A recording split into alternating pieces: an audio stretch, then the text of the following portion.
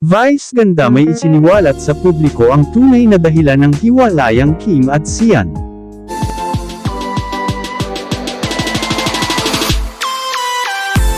Isa sa mga matalik at maituturing na kaibigan ng aktres na si Kim Chiu ay si Vice ganda.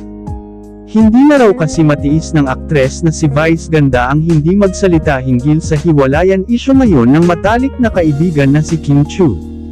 Maging si Vice ganda raw ay nasasaktan sa pinagdadaanan ni Kim, isa raw si Vice ganda ngayon ang nakakaalam sa tunay na estado ng relasyon ng magkasintahan, kung kaya't ganun na lang ang labis na pag-alala niya sa kanyang kaibigan.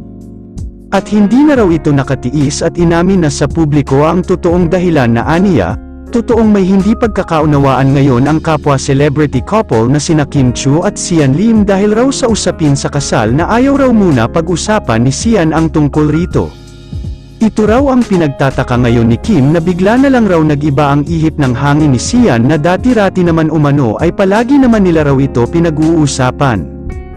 Ayon sa balita naging busy na raw ngayon ang dalawa sa kani-kanilang mga ginagawang proyekto kung kaya't wala ng time ngayon sa isa't isa ang dalawa. Ngunit sinabi ni Vice na wala naman raw dapat ipag-alala ang mga taga-suporta ng dalawa dahil maayos rin nina Kim at Sian ang kanilang relasyon, lahat naman ay dumadaan sa isang pagsubok, susubukan ng inyong pagsasama kung gaano kayo katatag.